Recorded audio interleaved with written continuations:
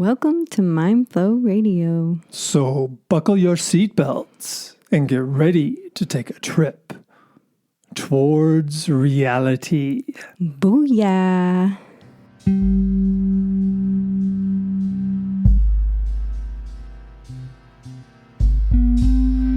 Waters of the earth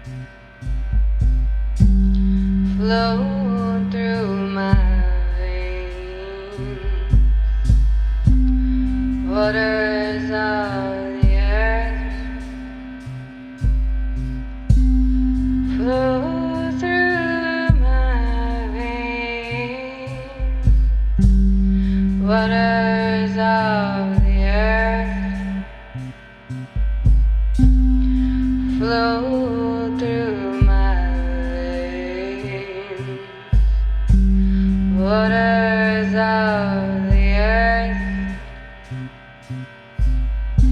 flow through my veins.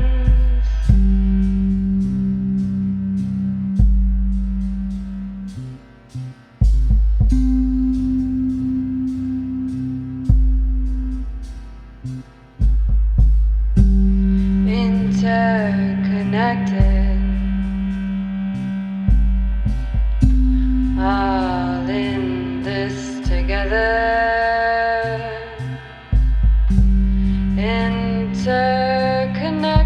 Interconnected, all in this together.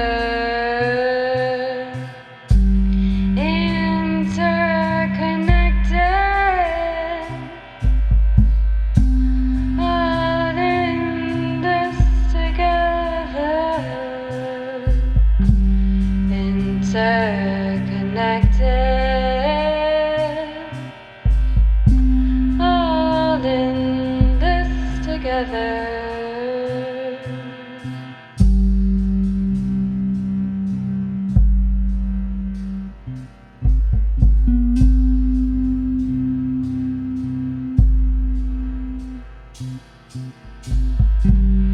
I am a part of you. You are a part of me.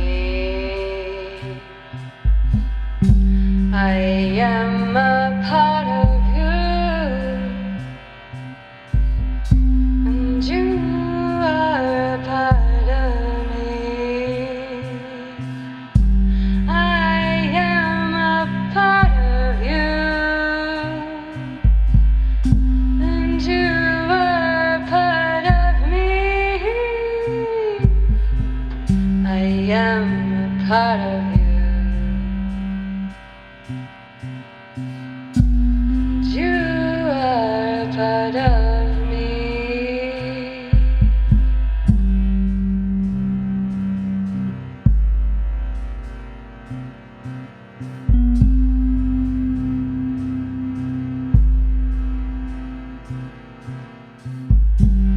Waters of the earth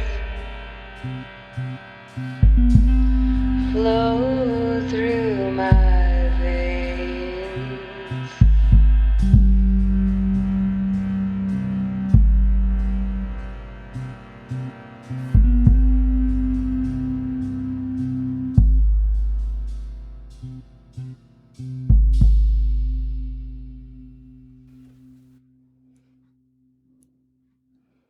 She's Jalen, And he is Monte. and here we are in the infinite present moment. Yeah. Thank you, universe. Happy February. Yeah. Happy February, everybody out there. We're having a little winter thaw. Let us get our sanity, possibly. So hopefully that thaw is applying to our minds as well, kind of thawing out the unproductive habits Yeah. that I think most of us have. I think it's human. Yeah, well, it's the unenlightened human. which is most of us. Yeah, right. Except maybe Thich Nhat Hanh, right? Yeah, there's And if you probably select, a handful yeah, of very awakened, loving, kind, accepting humans that have Yes. walked this earth. Carolyn Mace out of Chicago is probably leaning in that direction.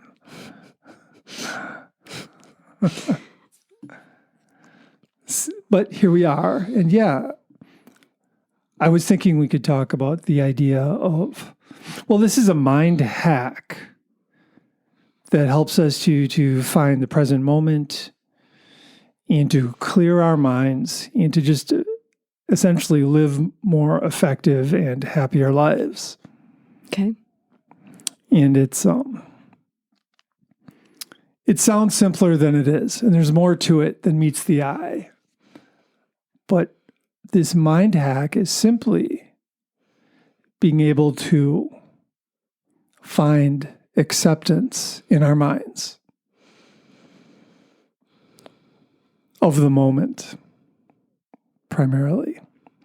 It's one thing I've noticed is that a lot of people in our culture, we have the tendency to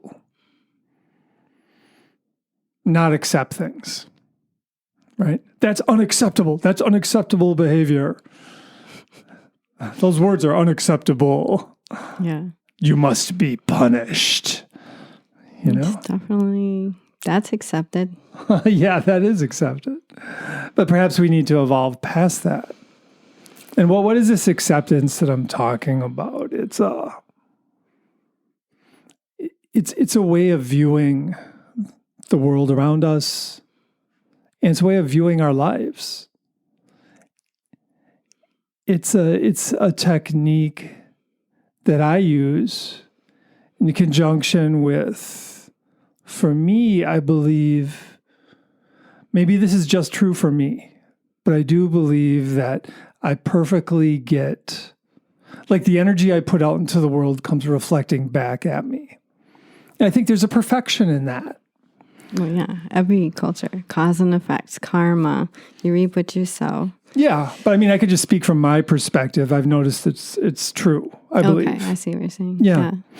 You have evidence to prove that those old-time sayings are correct. So in other words, when situations occur that are necessarily not the most pleasant, not just like I want them to be, you know, if I can approach those moments from a place of acceptance. The consequences?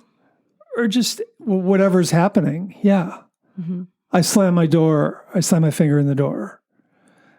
You know, let's say I do that. And if I accept it, then there's something to learn from that. Instead of, oh, I can't believe that happened and blah, blah, blah. And I'm such a victim of this very moment, you know. Well, you're a victim of yourself because you closed the door. Well, what is there to learn? You know, if I accept it, I see the entire picture then. And then I realize, oh, I was thinking a negative thought. I wasn't being present when I shut the door. What if you weren't thinking a negative thought? Well, I definitely wasn't being present. My mind was wandering somewhere and I slammed my finger in the door. Oh, this really happened? Probably. But that's like an example of something unpleasant happening and me approaching it from a place of acceptance and how then I'm in a position to learn and grow from that. Right. So instead of feeling like, oh, I have bad luck, darn you, universe, you know, all that, instead of that kind of like victim stancing, I approach it from more of a, oh, this is part of the perfection of everything. And I'm able to live and learn from it. And I'm not suggesting, by the way, that if we're in a position where we are being victimized, that we just accept it and go along with it. That's not the idea. The idea is we're just more awake and more aware. And ideally, if we're being victimized, if we can just see it clearly, we can escape the situation, you know, or we can fight back, or we can. So it's not acting like passive. Acceptance is not passivity. But there's something to this, the idea that it's culturally accepted to not accept things. And there's also been more and more realization and evidence that trauma has been passed on generation to generation. Yeah. And now we're at this place where we have the knowledge, the evidence, the understanding, the solutions. Well, somewhat the solutions. And we're at this point in our conscious psychological evolution that we can admit this and move forward with this awareness. Yeah. But it's difficult. You know, like you said, it's simple, but it's not easy. Right. And for people who have experienced a lot of trauma, these responses in the body, literally, are lightning fast. Oh, yeah. You mean when you get triggered, when somebody gets triggered? Right, when something isn't acceptable. Right. Or, you know, it appears to not be acceptable, like, slamming your finger in the door. Yeah. Well, I don't know. If I slam my finger in the door, I'm just going to feel like an idiot. I'm not going to... Okay. I mean, maybe that's not acceptance, but... No, it's not. It's judging yourself. Right. I mean, that's the thing. We want to get away from judging. We want to get away from judging ourselves and from judging others. And then our minds are more free. Right. Because when we judge, we look at things through a narrow tube and we miss like the greater picture. And that's also just a natural consequence of trauma being passed on, is you have to judge something. Okay, am I going to survive? Am I safe? And then for some people who it's just so deeply etched in them, it could be totally safe-ish. But to the person, it feels like an absolute assault. Well, right. Yeah. Right. Well, we all, as far as trauma goes, we all have some trauma. And all of our ancestors have went through an immense amount of trauma. 8,000 generations of ancestors, you know, just imagine. I guess where I'm going with that, though, isn't to say, like, whine, I'm traumatized, but more to just share with my fellow people who have withstood many inner wounds, that these things are very difficult concepts when you think about it in terms of experiencing trauma and attempting to accept things. It's a very difficult but valiant path to walk on. Yeah, I think it is. Well, and like I said, it's not a passive perspective. It's if somebody's attacking me, the idea is I just don't accept it and let it happen. I accept it and fight back effectively rather than freaking out. Why is this happening? You know, I stay balanced and I address it. I mean, that's like as effectively as possible. Yeah, as effectively as possible. So, like you train in these Tai Chi, Qigong, Kung Fu. You know, you train in these martial arts / inner martial arts so that when and if you are ever in a situation where you need to use the skills, that they're actually deeply within you. And if you can trust yourself, trust yourself, then possibly you make all the right moves and get away scot-free. Yeah, absolutely. I mean, and this whole idea of martial arts, I mean, the way to apply it day in and day out is just MMA, mental martial arts. Because we have these most of us have unproductive thinking patterns that just keep reappearing in our minds. Right. Over and over and over. But if we learn how to counter those effectively, then they end up going away. We end up rewiring our brain, you see. Yeah. And as we rewire our brain, it's like consciously, physically evolving the structure of our brain. Right. And we were just out walking in the sunshine, and I was getting counsel because I'm really going through things mental major Bhagavad Gita battle going on. And Indeed. you said to me that every time that I make the right choice or bring myself back from the inner turmoil, then I'm, working with those neural pathways. And Yeah. in some ways that feels like defeat, because it's like, oh, I just got to keep doing this over and over. Yeah, but it'll become procedural memory eventually. Eventually. Yeah, well, that's it. So it's not defeat. It's like moving in the right direction. So it takes ultimate patience, in other words. I don't know about ultimate, but it takes patience. Yeah, it takes a resolve. Yeah. I mean, but the thing is, anything worthwhile in life, it takes effort. And this is just another aspect of life. How do I want to feel? Do I want to reach my destiny as a human being? I mean, the highest. Do I want to move towards enlightenment or not? Or not? Or do I want to go the other direction? What kind of karma do I want to create in this life? All that. Yeah. It takes resolve. Yeah. Man, life's not easy. Life is full of challenges. Yeah. I don't care who you are. Yeah. Or how much money you have, or et cetera, et cetera. Life is full of challenges. And one of the deciding factors on our overall success, and I'm not talking about money, but one of the deciding factors on our overall success is how do we deal with these challenges? And every time a challenge occurs in my life, if I go into a place of,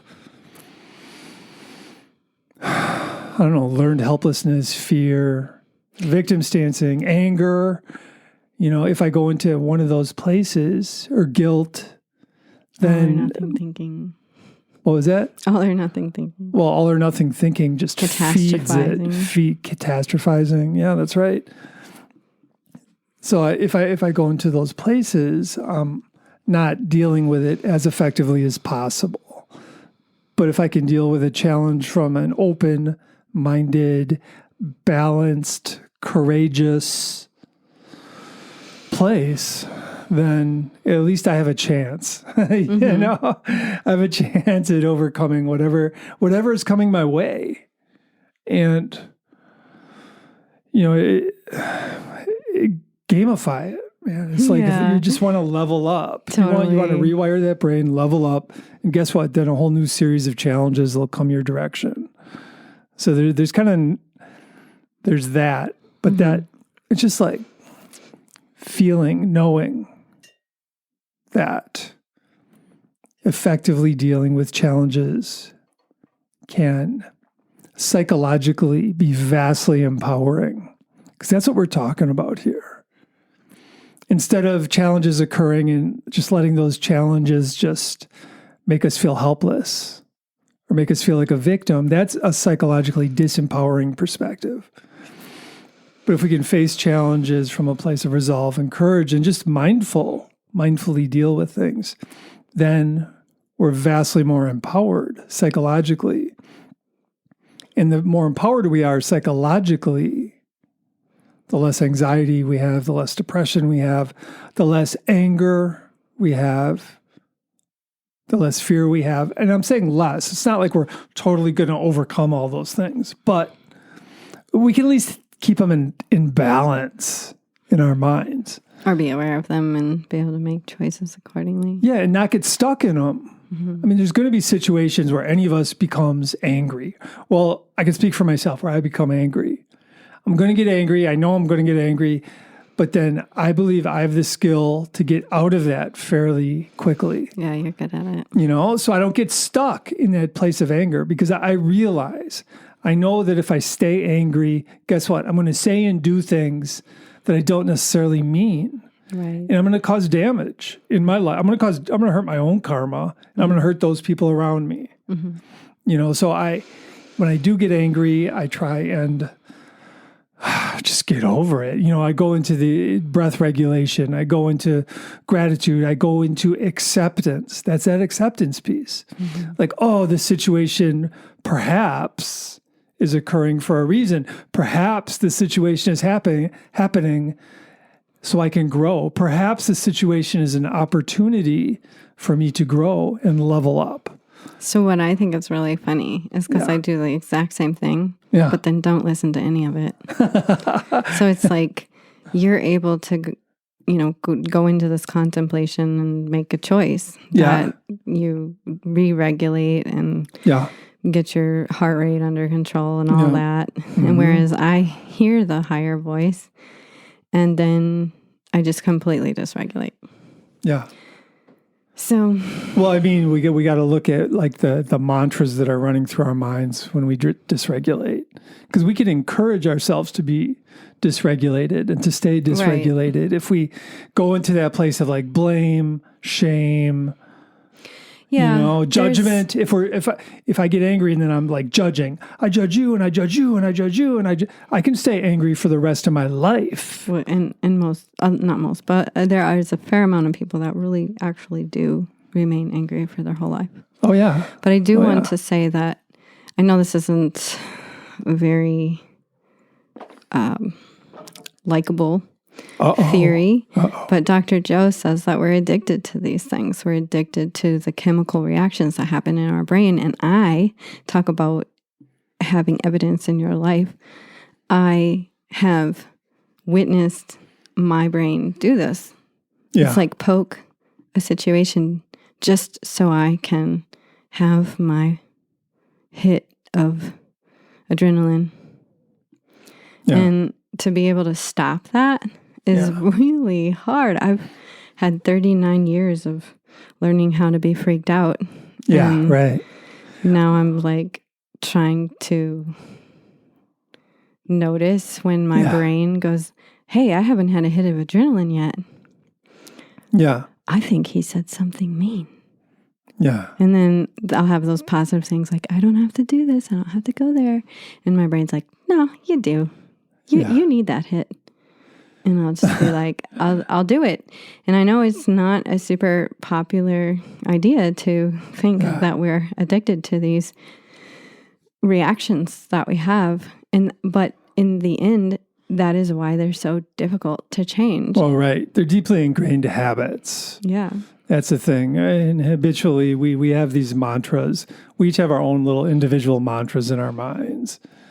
And they can just support our anger, And absolutely. So that's a habitual thing. Support all of our responses and reactions and our.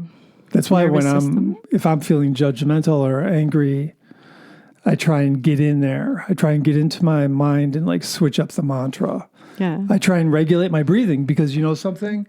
As I regulate my breathing, I also regulate my nervous system and I regulate my mind. Mm-hmm. Because a lot of the problem in our culture is we take our spotlight of attention, what we're paying attention to, and we just loop it back into our heads. Mm-hmm. So we're walking around thinking about our thoughts. Right.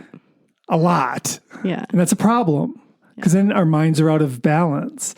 But if I can take my attention, my spotlight of attention, and point it onto my lungs, point it onto my stomach, my posture, my movement, then I'm connecting more with the present moment because I'm not just thinking about my thoughts. Mm-hmm. And perhaps as I go into my lungs and I feel my ribs expanding, let's say, as I'm breathing in, and I feel a long exhale. Guess what? I've had a moment of transcendence there where my mind is transcending the analytical thought. Because our waking minds basically have two states, the analytical state and then the state of just presence, right?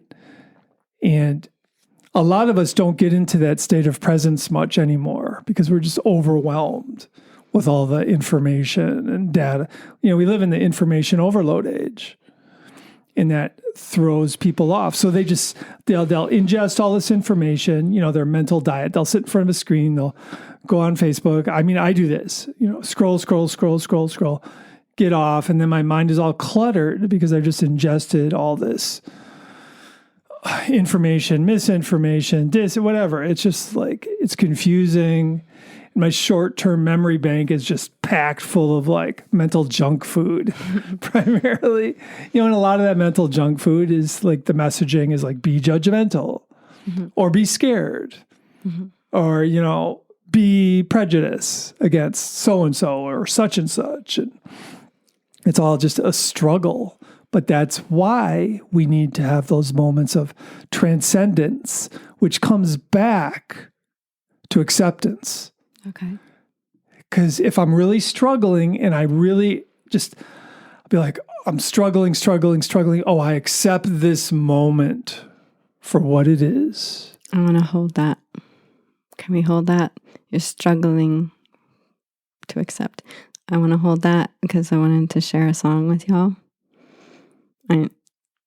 We had some songs we wanted to share with you. Yeah. Can you hold it? Yeah. Thank you.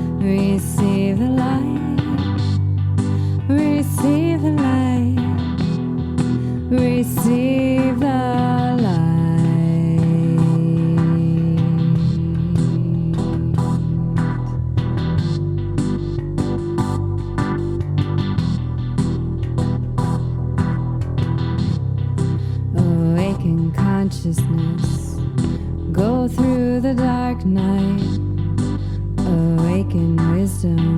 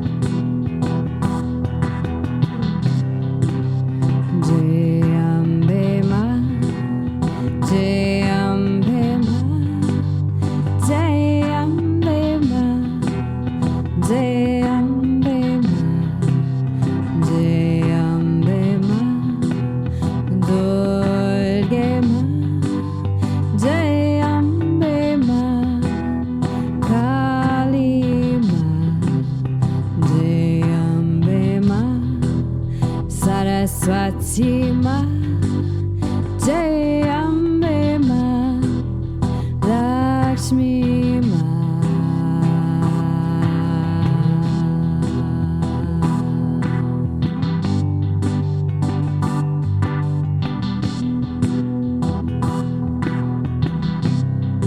Awaken consciousness, go through the dark night. Awaken wisdom, receive the light, receive the light, receive the light, receive the light, receive the light.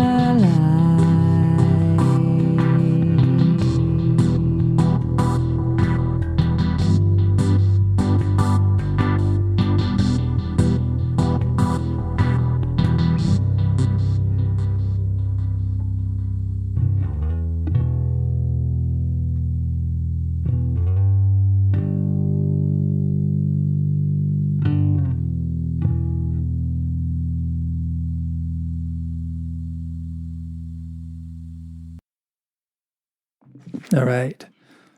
Yeah. So what I was getting to is, if I'm really struggling in the moment because of some difficult situation, if I can reach that point, that place of acceptance, it opens up presence in my mind.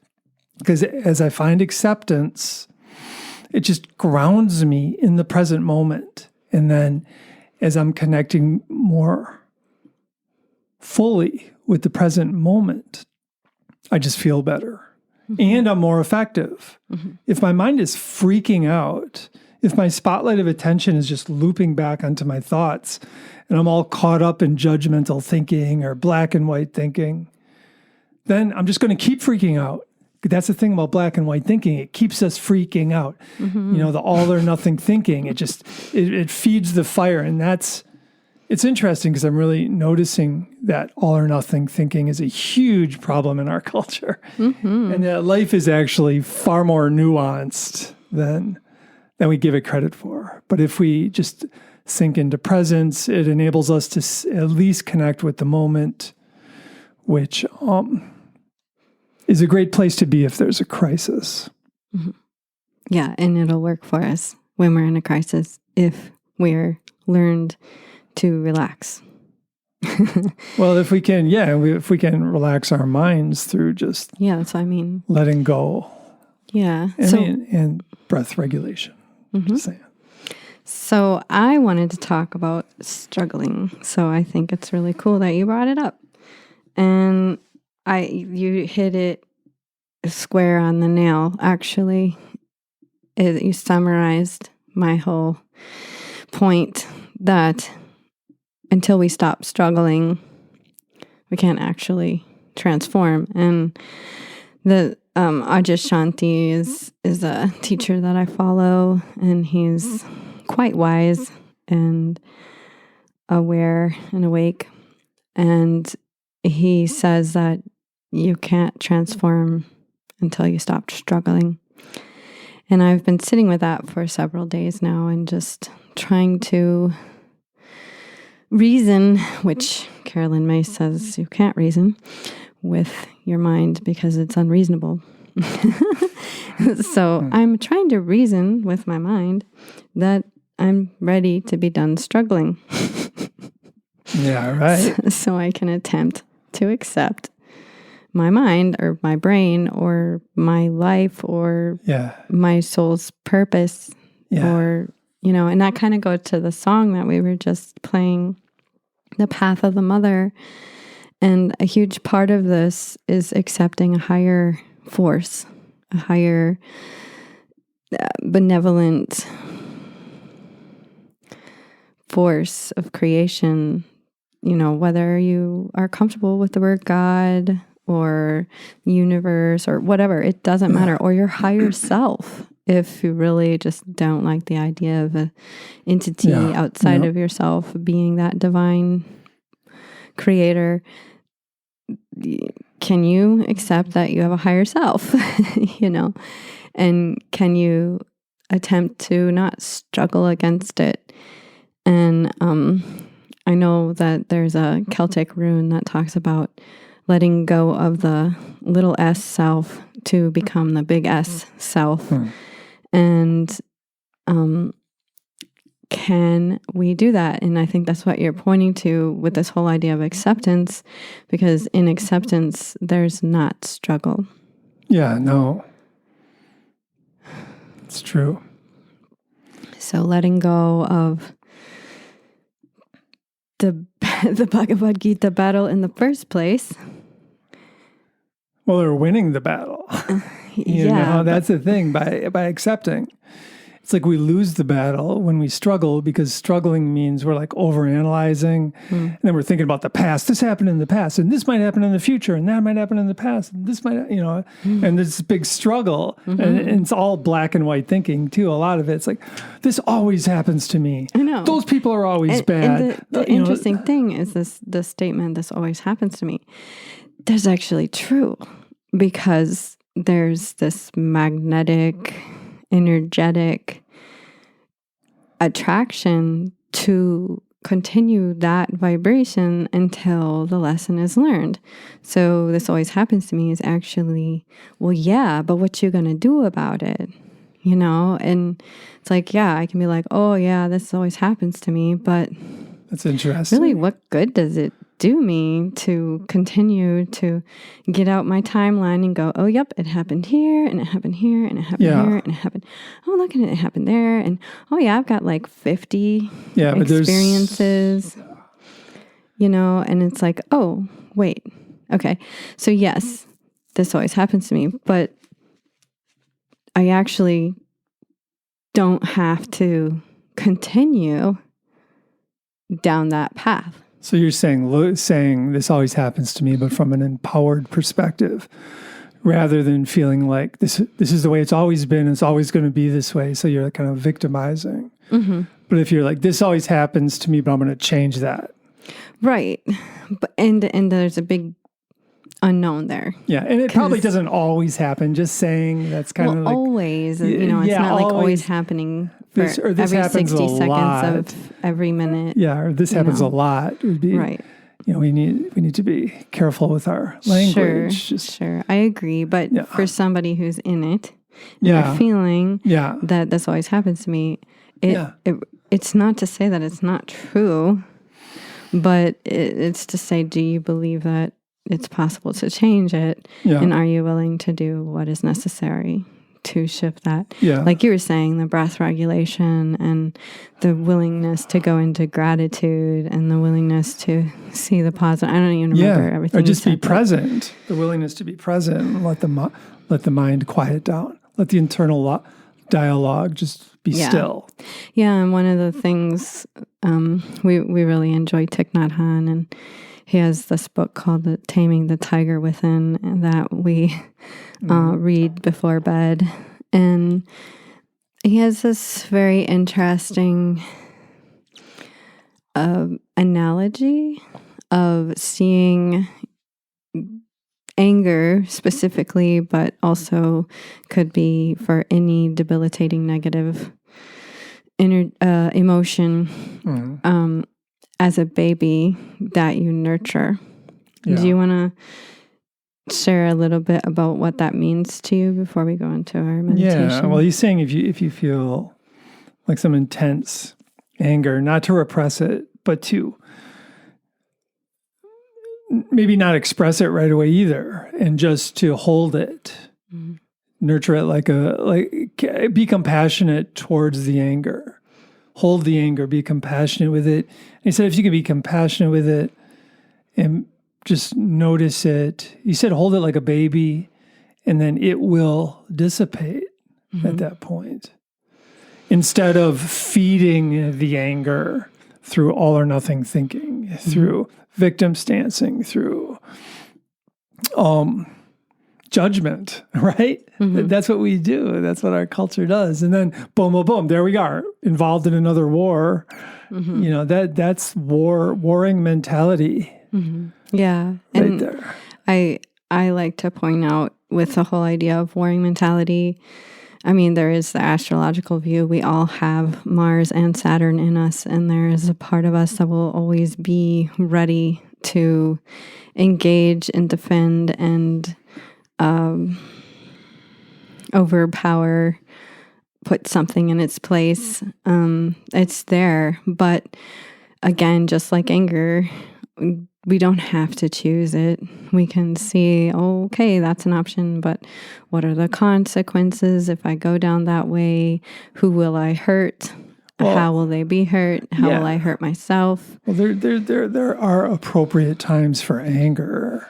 Sure. But absolutely. we just way overdo it in our culture. Yeah, it's just we are all, what's it called when you trick a trigger like on a mouse trap? Hair wire. Yeah, I know what you're saying too. Yeah, split hair. No, I can't remember, but it hair string. Hair triggered. Hair. I think it's just hair triggered. No, it's close. No, okay. You well, get what we anyway, mean. yeah, it's like I am absolutely hair triggered. I know it's funny to the outside world, but especially the way you're saying it. Oh, sure. I don't know what I'm trying to say. But. Yeah, we're taught to be that way. I mean, that's the vibe. If you're not angry, you're not paying attention. Right. It's like, that's been a saying ever since I've been a kid. I've been like, what? Are you sure about that? Yeah, you always questioned. Yeah, right. The official motto, the official doctrine of Western civilization. It's like, maybe we can do better than that. Maybe we can look into things a bit more deeply and understand that we're all flawed beings. Right. And the interconnectedness of it all. And we're all interconnected. We're here. I mean, all the teachers I'm following talk about how we are here to experience separation.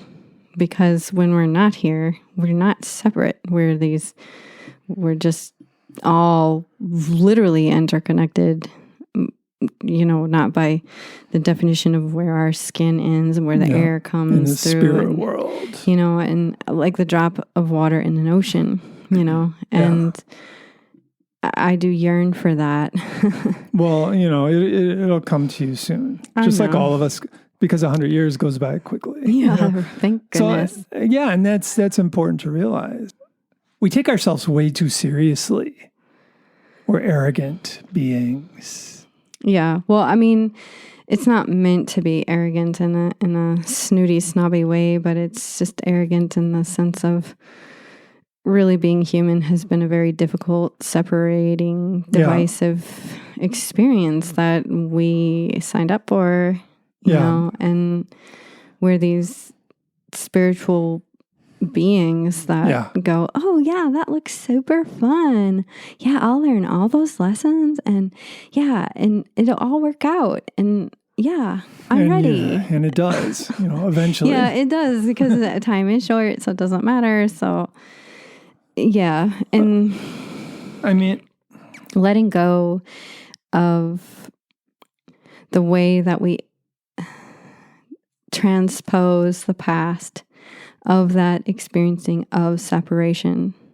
If we could all come to a consensus as humans walking on this earth that we came here to experience being in separate bodies and being in separate experiences, and then our energies are all interconnected, and we're way more psychic and way more emotionally intelligent than we even know.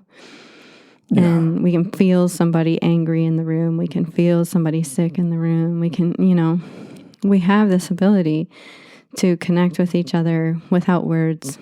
And if we can stop lacing our past or transposing our past onto the present so we can be more present and, clean our goggles off from the fog of the pain that we've been through to realize that we are separate beings.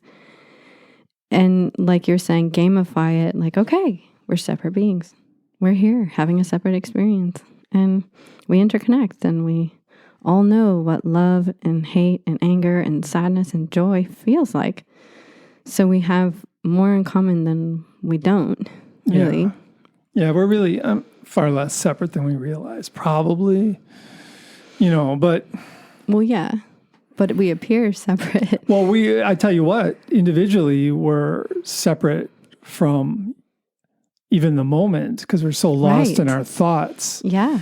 And if we just got a bit more connected to the moment, we would just feel better. And that's our choice. Like, Yeah, we it's our- have that ability Yeah. to go, oh, wait a minute.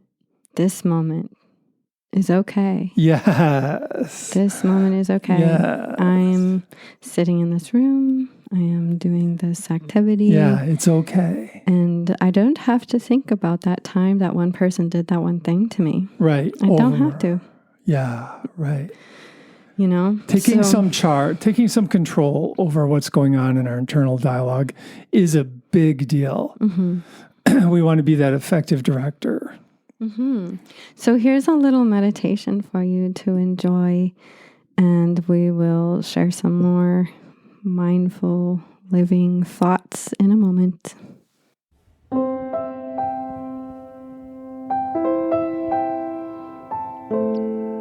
Feel into your body and notice your breath.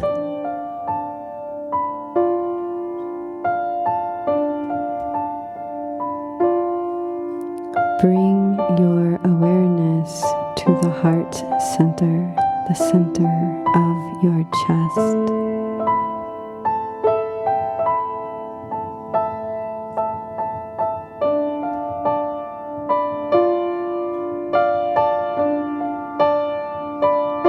Feel the sound.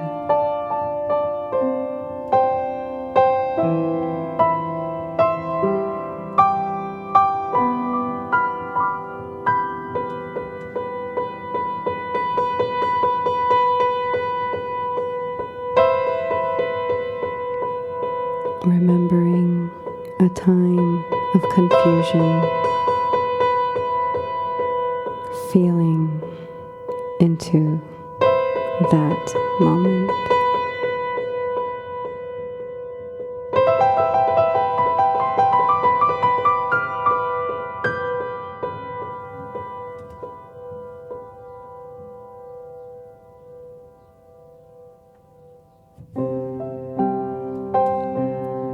And remember how far you have come since that time in your life.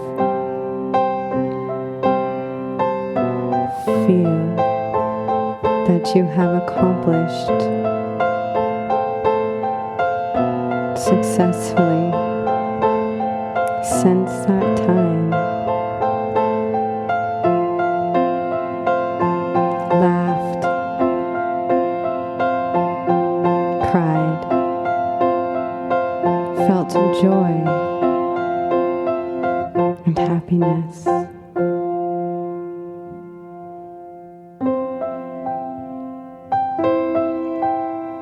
And sometimes there may be some fear that that time will come again. But remembering that you are here now and it's okay. Hold your heart. Let your heart know that you are there. You are wiser, stronger, more mature, and resilient.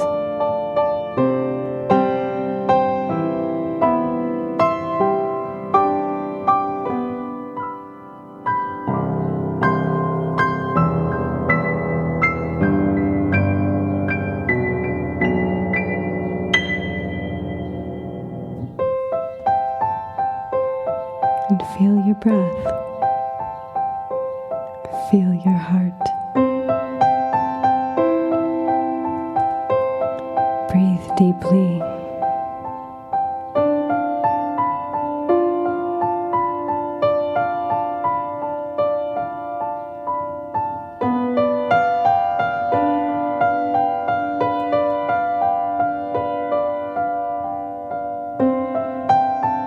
Feel as if you are acknowledging, patting yourself on the back breathing deeply, feeling the gratitude of being here in this present moment, not in the past.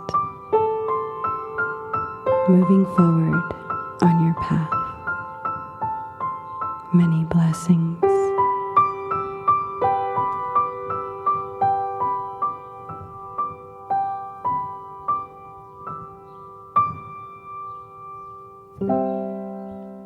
So I hope you enjoyed that meditation. I do want to touch on 2 points that I made in the meditation.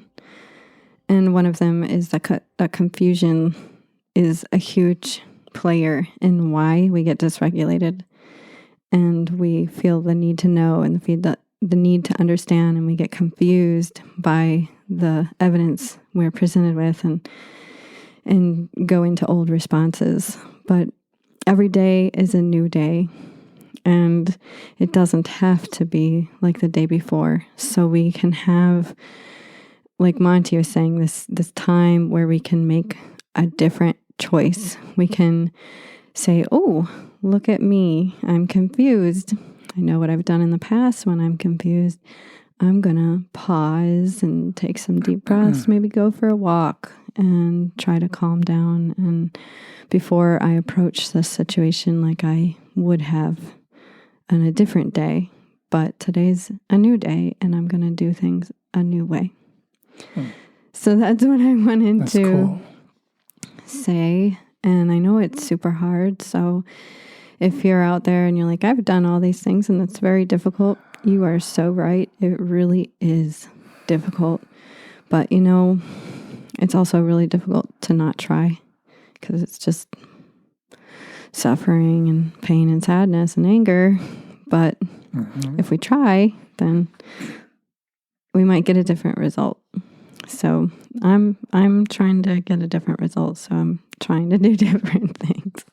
So I just wanted to send y'all love.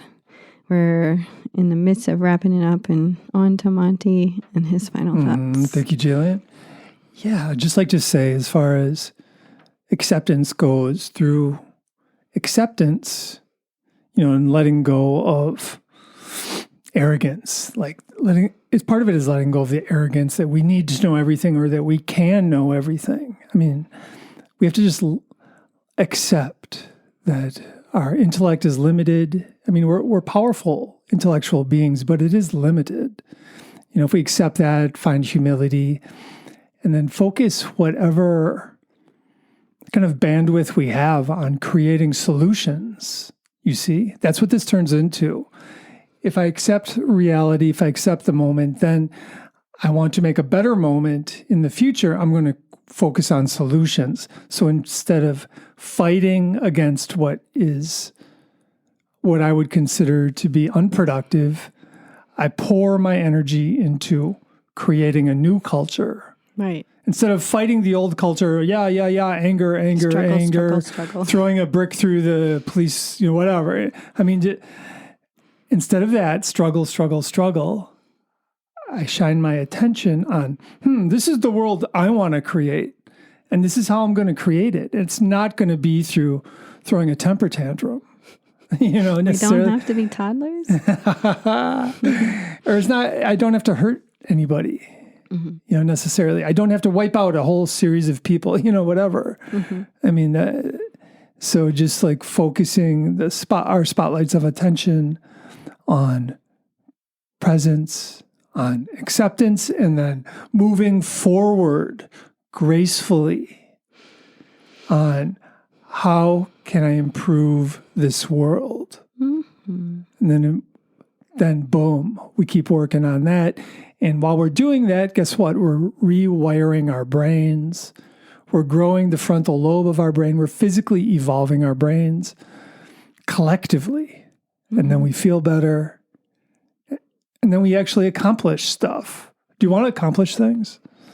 Or do we want to stay stuck in the same paradigm? I'm all about evolution, and as a side note, I believe the more we move towards evolving ourselves, the more the universe supports us, the more we hook in to the power of the universe. So we become more powerful as we find more acceptance. Absolutely. All right, friends. Much love to you out there on your epic journeys of the mind. May this month bring you peace, inner peace, so that you can be a vote for peace in this world, this galactic universe that we find ourselves in. Yes, at least moments of peace. Yeah. Yeah. Even the intention is a start. So much love to you, and we'll talk with you next month. Be well.